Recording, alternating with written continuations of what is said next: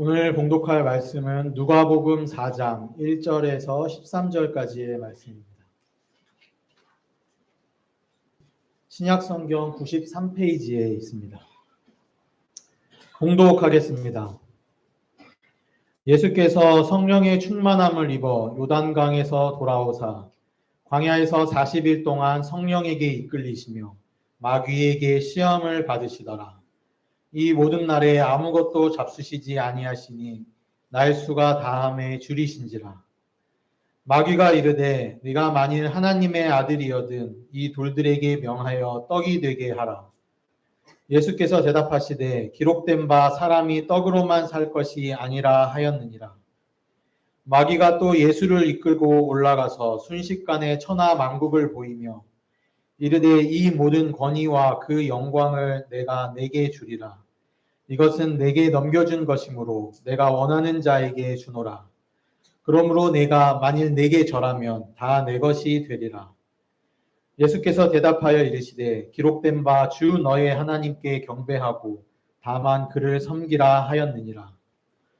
또 이끌고 예루살렘으로 가서 성전 꼭대기에 세우고 이르되 네가 만일 하나님의 아들이여든 여기서 뛰어내리라. 기록되었으되 하나님이 너를 위하여 그 사자들을 명하사 너를 지키게 하시리라 하였고 또한 그들이 손으로 너를 받들어 내 발이 돌에 부딪히지 않게 하시리라 하였느니라.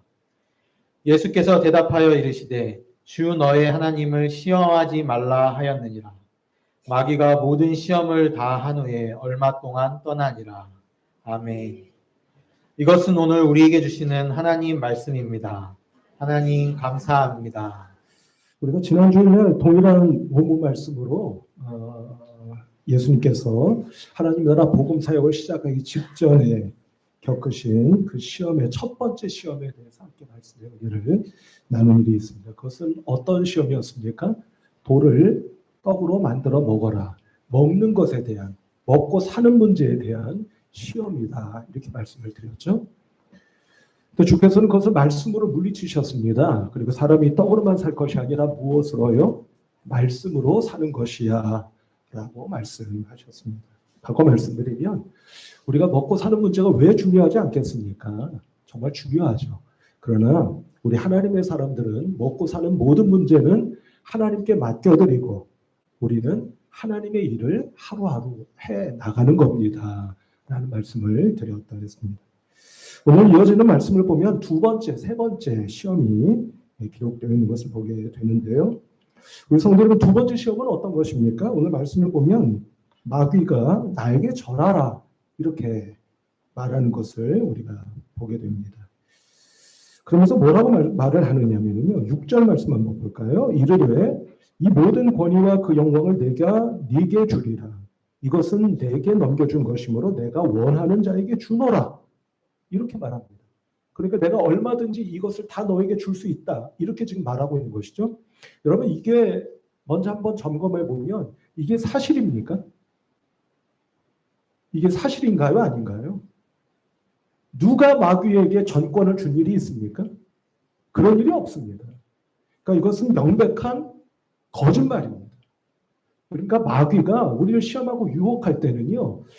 오늘 본문 말씀에 입각해서 말씀드리면 첫 번째 거짓말, 두 번째는 말씀을 왜곡해서 우리를 시험하고 유혹하는 겁니다. 그러니까 우리가 얼마나 하나님의 말씀을 잘 알고 있어야 하느냐 하는 것을 먼저 우리가 생각해 볼 필요가 있겠다 싶습니다. 그런데 7절 말씀을 보면 앞서 말씀드린 것처럼 마귀가 주님께 나에게 절하면 이렇게 되어 있습니다. 여러분 절하랍니다. 절한다고 하는 것은 어떤 의미죠? 제가 여러분께 예전에 말씀드린 일이 있습니다만 유대인들이 누구에게 절할 때 그 절의 대상은 누굽니까? 누구밖에 없을까요? 하나님밖에 없습니다. 그러니까 이것은 나를 누구로 여기라는 것과 다름이 아니죠. 나를 하나님으로 여기라는 뜻의 사실은 다름이 아니에요. 그래서 예수님께서 뭐라고 말씀하시느냐면 8절 말씀 볼까요? 예수께서 대답하여 이르시되 기록된 바 주 너의 하나님께 경배하고 이렇게 되어 있습니다. 그리고 다만 그를 섬길 이렇게 되어 있는 거예요. 그러니까 예수님의 이 말씀은 무슨 뜻이 되는 거죠? 네가 나에게 절하라고 하지만 나는 너에게 절할 수가 없다는 거예요. 누구에게만 절하겠다는 거예요? 하나님께만 절하겠다는 뜻이 되는 것이죠. 네, 그런 뜻이다. 이렇게 말씀드릴 수가 있겠습니다. 자, 그래서 우리 여러분, 여기서 우리가 생각해 보자 하는 것은 뭐냐면, 마귀가 번지수를 잘못 찾은 것 같습니다. 왜냐하면 모든 것을 너에게 주겠다라고 하는 것은 여러분, 모든 것을 갖는 자는 누구죠? 왕 아닙니까? 왕. 그죠? 그러니까 내가 너를 누구로 세워주겠다는 뜻이 되는 겁니까? 내가 너를 왕으로 세워주겠다라는 뜻 아닐까요? 그렇겠죠? 예수님을 왕으로 내가 세워주겠다는 겁니다. 마귀가 예수님을요. 근데 여러분, 이것은 번지수를 잘못 찾은 거 아닙니까? 왜냐하면 예수님은 그렇게 하지 않아도 이미 왕이시잖아요. 이미 왕이신 분을 내가 너를 왕을 시켜주겠다는 겁니다. 번지수를 잘못 찾았구나 하는 것을 알 수가 있죠. 근데 여러분, 조금 더 생각을 해보면 이게요, 단순히 번지수를 잘못 찾은 게 아닙니다. 이 안에는 아주 교묘한 마귀의 시험과 유혹, 계략이 있는 거예요. 이게 무슨 말씀이냐면, 여러분, 왕은요, 왕으로 즉위해야 합니다. 뭐 해야 된다고요? 즉위, 등급, 대관식을 가져야 된다고요. 아무리 왕이어도 그가 왕으로 권세를 행하려면 즉위해야 합니다. 왕의 자리를 차지해야 된다, 이 말씀입니다. 그게 필요한 겁니다. 그게 필요하지 않은 게 아니에요. 필요합니다. 즉위하셔야 되고 등극하셔야 되는 거예요. 제가 예를 하나 들어보겠습니다. 아주 오래전 이야기인데요. 우리 교단의 서울 북노회, 그러니까 저쪽 성북구, 도봉구 이쪽입니다. 그쪽에 좀 규모가 좀 큰 교회가 하나 있습니다. 그 교회에 어느 목사님이 담임 목사님으로 부임을 하셨어요. 근데 여러분, 담임 목사로 부임을 하시려면 그 교회가 먼저 법적 절차를 밟아야죠. 공동의회를 해야 합니다. 공동의회를 해서 몇 분의 며칠 득하셔야 담임 목사로 청빙을 받을 수가 있습니까? 아니, 70년이라면서요. 잘 모르셔요? 몇 분의 몇? 3분의 2 이상을 득하셔야 담임 목사로 청빙받으실 수가 있는 거예요. 근데 투표를 했습니다. 3분의 2를 넘기는 넘으셨어요. 근데 몇 표 차가 안 난 거예요. 이게 좀 부임하시는 목사님께 좀 부담이 되겠습니까? 안 되겠습니까? 부담이 좀 되죠. 마음이 편치만은 않은 겁니다. 그래서 이 목사님이 내가 담임 목사로 부임하는 것을 반대하시는 분들이 좀 많이 계시니까 좀 취임식을, 담임 목사 취임식을 해야 되잖아요. 이거를 조금 미루어야겠다. 좋은 마음으로 그 마음을 먹으신 겁니다. 그래서 취임식을 미루셨어요. 여러분, 이게 결과적으로 잘하신 걸까요? 잘못하신 걸까요? 제가 보기에는 잘못하신 거예요. 설사 교회에 분열을 더 이상 끼치지 않기 위하여 그러신 좋은 뜻이었다 할지라도 담임 목사로 부임을 하셨으면 취임식을 하셨어야 됩니다. 취임식을 안 하니까 담임 목사로서의 역할을 제대로 할 수가 없어요.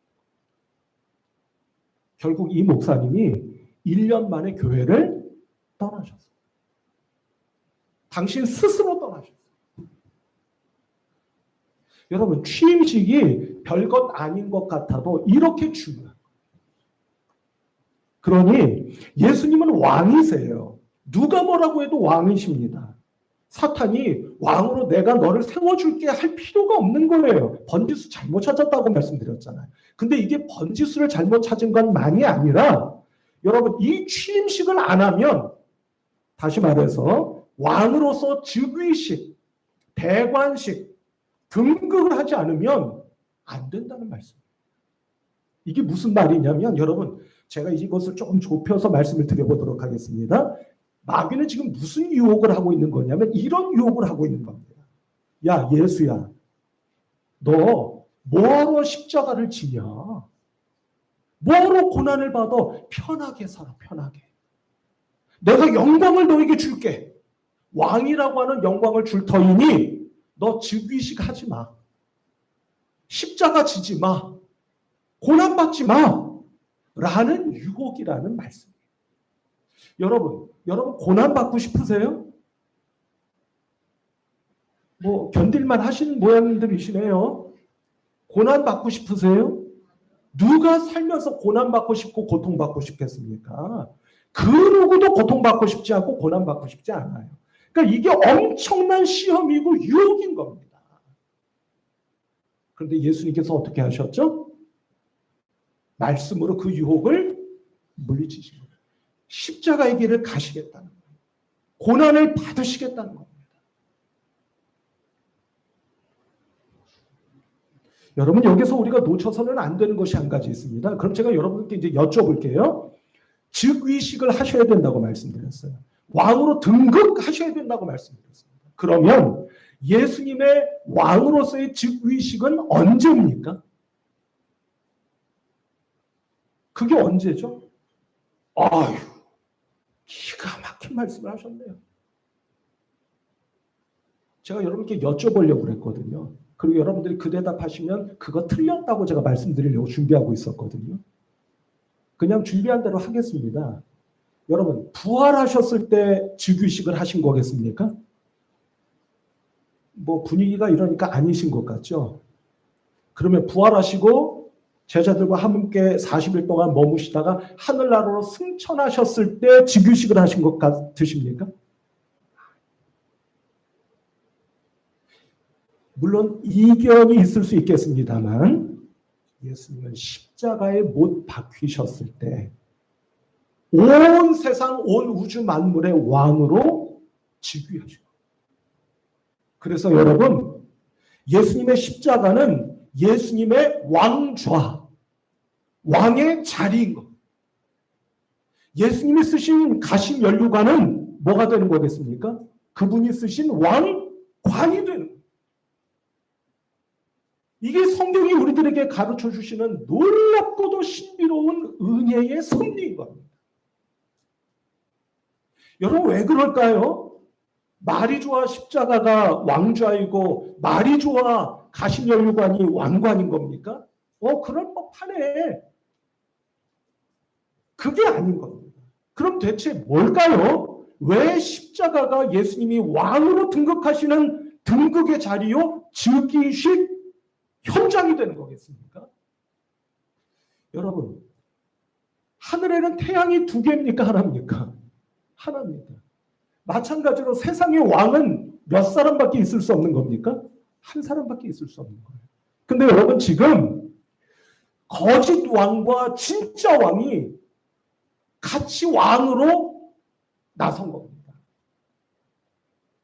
그럼 여러분 생각해 보시기 바랍니다. 둘 중에 하나는 없어져야 되잖아요. 그렇지 않습니까? 왕이 둘일 수가 없으니 둘 중에 하나는 없어져야 되는 거예요. 그럼 여러분 여기서 이제 생각해 보시기 바랍니다. 진짜 왕이 가짜 왕을 없애려고 하겠습니까? 가짜 왕이 진짜 왕을 없애려고 하겠습니까? 잘 아시네요. 진짜 왕은 가짜 왕을 없앨 필요가 없는 겁니다. 왜요? 가짜니까. 상대할 가치조차 없는. 그런데 가짜 왕은요, 입장이 다릅니다. 진짜 왕을 죽여 없애버려야 내가 왕이 될 수 있는 거예요. 그래서 헤롯, 빌라도, 바리새인, 사두개인들이 힘을 합쳐서 예수님을 죽인 겁니다. 그러니까 진짜 왕은 결국 누구였던 거예요? 예수님이셨던 겁니다. 헤롯, 빌라도, 바리새인, 사두개인들은요. 예수님을 죽임으로 잘 들어보시기 바랍니다. 예수님을 죽임으로 예수님이 진짜 왕이시라고 하는 것을 본의 아니게 자인하고만 꼴이 된 겁니다. 그리고 예수님은 십자가에 달려 돌아가심으로 당신이 진짜 왕이시라고 하는 것을 증명하십니다.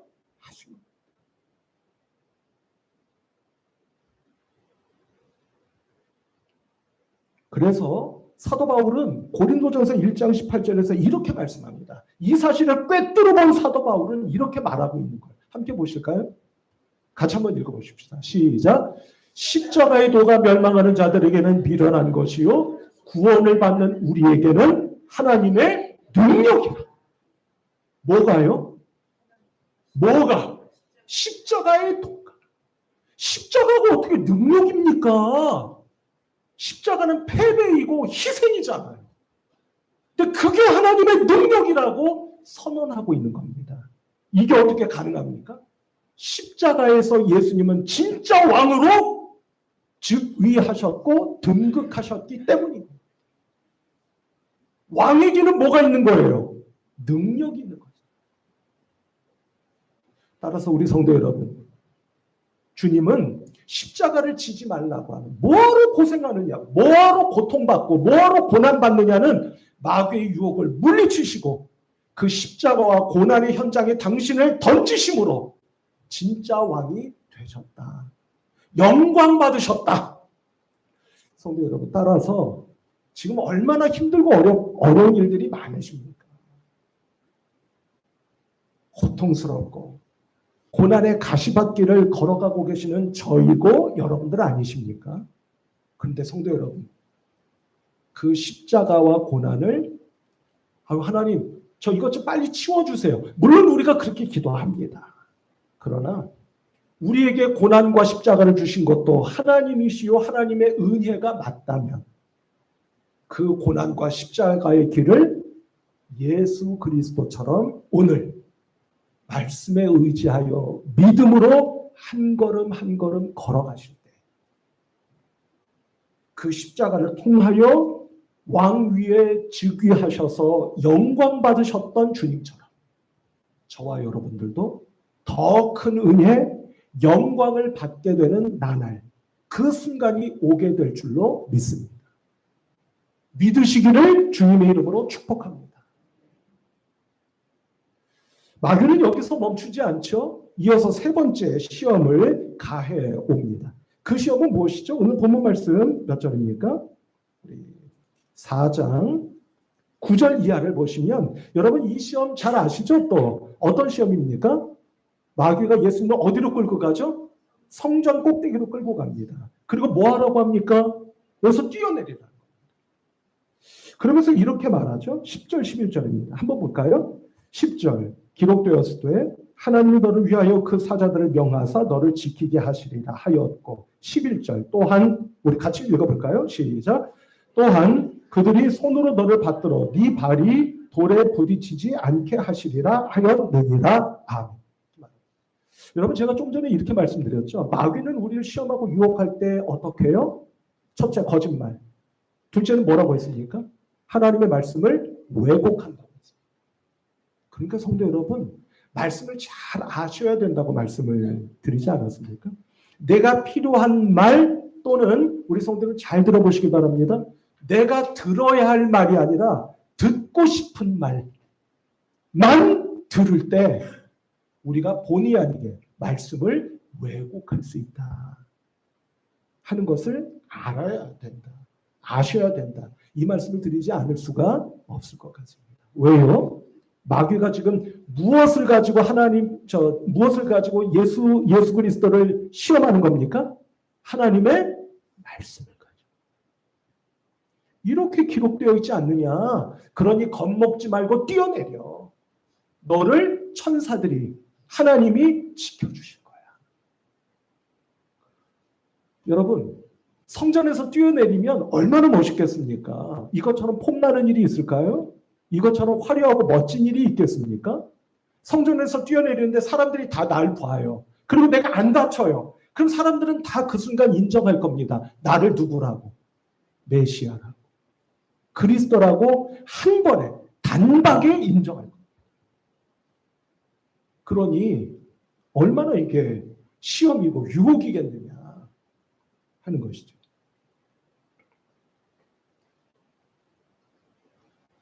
그러나 예수님이 이렇게 말씀하십니다. 12절 말씀 제가 읽어봅니다. 예수께서 대답하시되 주 너의 하나님을 시험하지 말라 하였느니라.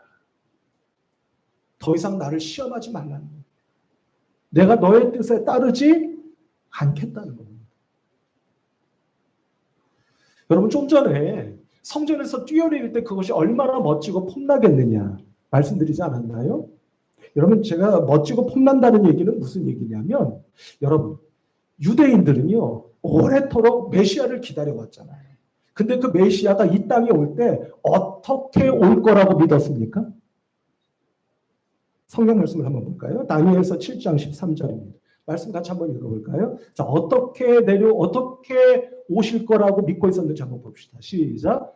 내가 또 밤 환상 중에 보니 인자 같은 이가 하늘 구름을 타고 와서 옛적부터 항상 계신 이에게 나아가 그 앞으로 인도되네. 아멘. 여러분 메시아가 어떻게 올 거라고 되어 있습니까? 하늘에서 내려오는. 그러니 성전에서 손끝 발끝 하나 다치지 않고 내려오는 예수님을 보면 모두 다 메시아다 라고 했을 거라는 겁니다. 그래서 이게 유혹이고 시험이 아닐래 아닐 수 없다 하는 말씀. 그런데 성도 여러분 잘 생각해 보십시오. 예수님은 성전에서 뛰어내리실 필요가 없습니다. 내려오실 이유가 없습니다. 왜 그렇죠? 앞서 마귀가 예수님을 왕으로 세우지 않더라도 예수님은 누구시라고 했습니까? 왕이시라고 했습니다. 마찬가지입니다. 예수님은 성전에서 뛰어내리지 않으셔도 이미 하늘에서 내려오십니다. 이미 내려오셨습니다. 그런데 여러분 여기서 중요한 것은 뭐냐면요. 예수님이 하늘에서 내려오신 것은 맞습니다. 하늘 보좌를 버리시고 이 땅으로 오셨으니 내려오신 게 맞죠. 근데 이때 내려오셨다고 하는 것은 무슨 뜻이냐면 잘 들어보시길 바랍니다.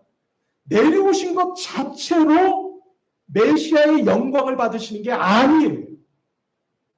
그럼 어떻게 하시는 겁니까? 이 땅으로 내려오셔서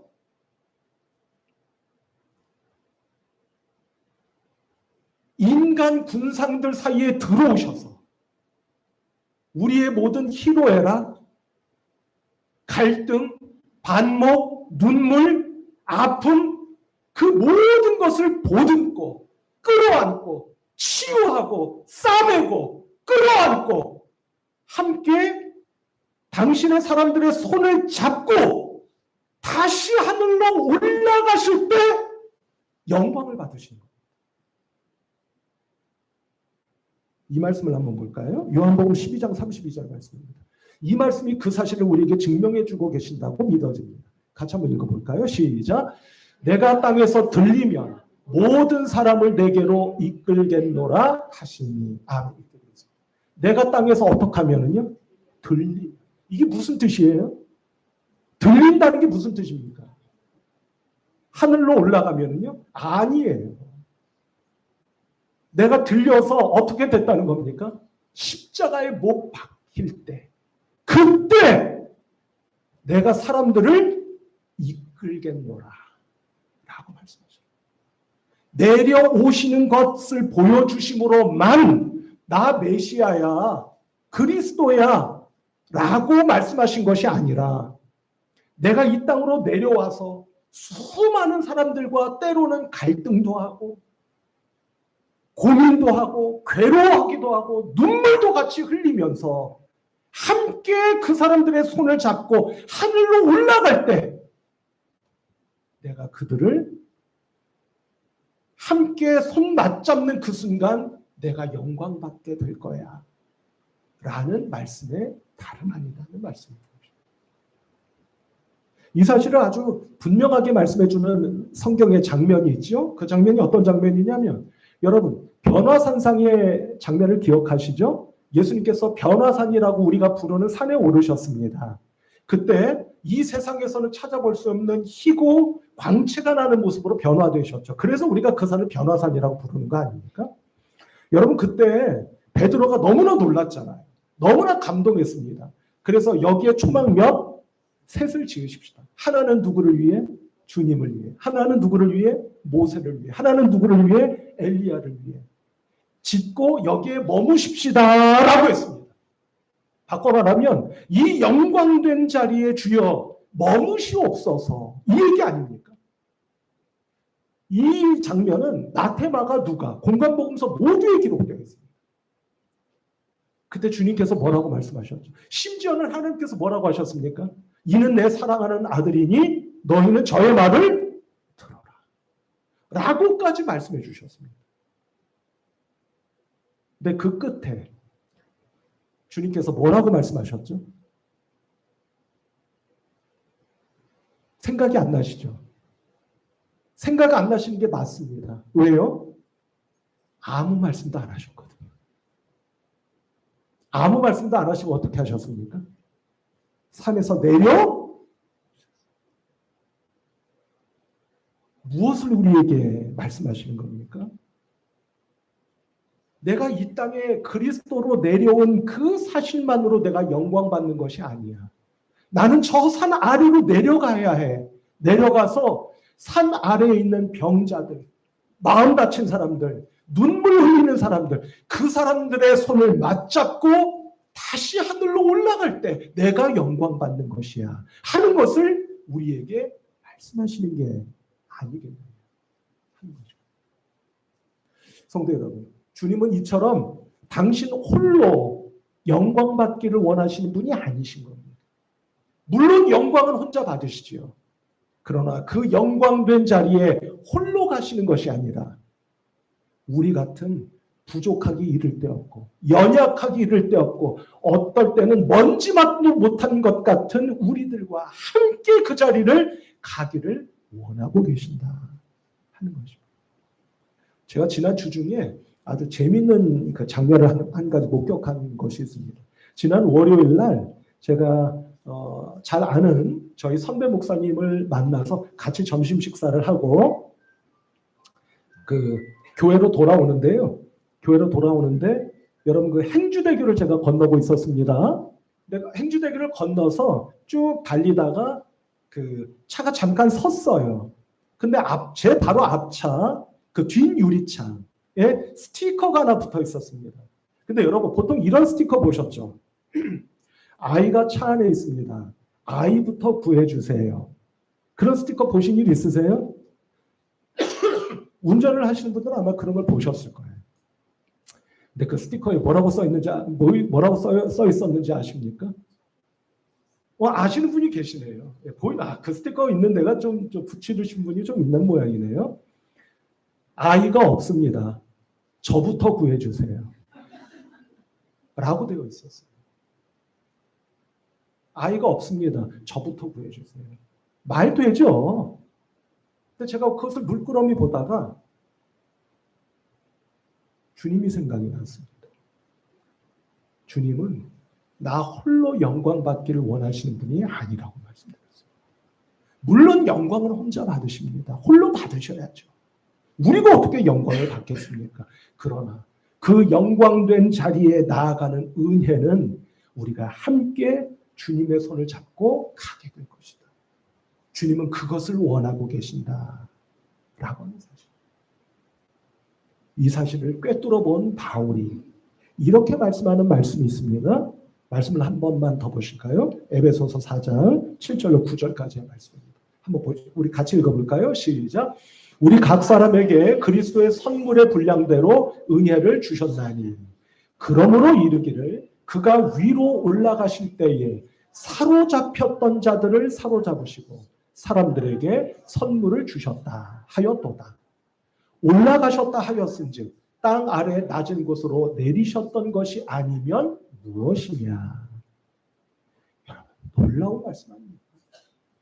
예수님께서 하늘로 올라가셨다고 하는 것은 무엇을 전제한다는 겁니까? 그분이 이 땅으로 내려오신 것을 전제한다는 겁니다. 그런데 중요한 것은 뭐냐면 8절 한 번만 다시 보여주실까요? 제가 한번 읽어보겠습니다. 그러므로 이르기를 그가 위로 올라가실 때 사로잡혔던 자들을 사로잡으시고 라고 했습니다. 그분이 올라가실 때 사로잡혔던 우리들을 어떻게 하신다고요? 우리들을 사로잡으셨어요. 우리들을 붙잡아 주셔서 같이 올라가신다는 말씀입니다. 그게 주님의 계획이고 섭리이며 주님의 바라심이요 뜻이다. 라고 바울이 정말 놀랍게도 선언하고 있는 말씀을 우리가 보게 된다 하는 것입니다. 사랑하는 성도 여러분, 주님께서 영광된 자리에 올라가시기 위하여는 이 땅으로 내려오시는 것이 필요하다 하는 것입니다. 혹시 지금 이 땅으로 내려온 것, 낮은 곳으로 내려온 것, 바꿔 말해서 어려움을 겪고 고난받는 일로 인하여 마음 괴로워하시고 마음 아파하시고 눈물 흘리시는 우리 성도님들 많이 계시지 않습니까?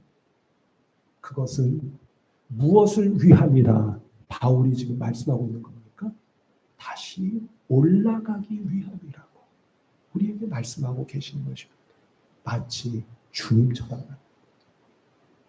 부디 그 어렵고 힘든 일들을 이 사순절 기간에 하루하루 회피하려고만 하는 우리가 아니라 이 속에 하나님의 영광과 은혜의 자리가 있음을 믿고 그 길을 믿음으로 순종하여 한 걸음 한 걸음 걸어갈 때 그 끝에 영광 받으신 주님께서 저와 여러분들을 맞아주시며 이 세상에 존재하지 않는 크시고도 신비로우신 은혜로 저와 여러분들을 축복해 주시고 덧입혀 주시게 될 줄로 믿습니다. 그 은혜가 이 사순절의 기간에 믿음의 눈으로 바라보는 저와 여러분들의 꿈이요 바람이며 우리가 흔히 말하는 비전이 되시기를 주님의 이름으로 축복합니다. 기도하십시다. 하나님 아버지 감사합니다. 덥석 영광을 취하려 하지 아니하시고 십자가의 길, 고난의 길을 묵묵히 걸어가신 주님, 그 끝에서 아버지께서 허락하신 영광의 자리로 올라가신 것을 믿습니다. 영광의 자리로 올라가시기 위하여 먼저 이 땅으로 내려오셔서 그 수많은 어려움과 눈물, 상처, 괴로움을 끌어안아 주신 것도 믿습니다. 오늘 십자가에 달리신 주님을 기억하며 왕의 자리에 등극하신 주님을 바라보며 저희들에게 주어진 고난의 자리, 눈물의 자리, 십자가의 자리를 주님처럼 묵묵히 짊어지고 걸어가는 우리 모두가 되게 하시고 그 끝에서 은혜와 영광으로 저희들을 채워주시고 덧입혀 주옵소서. 예수 그리스도의 이름으로 기도하옵나이다.